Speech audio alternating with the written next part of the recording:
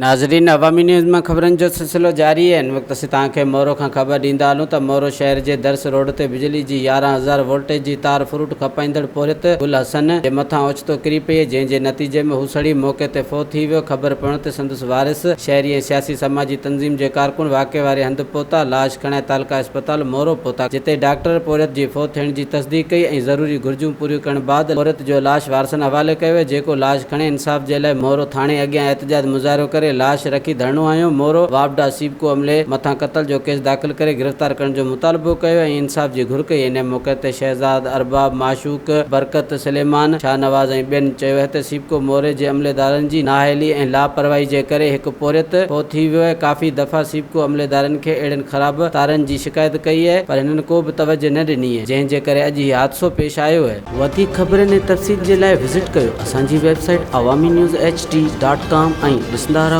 अवामी।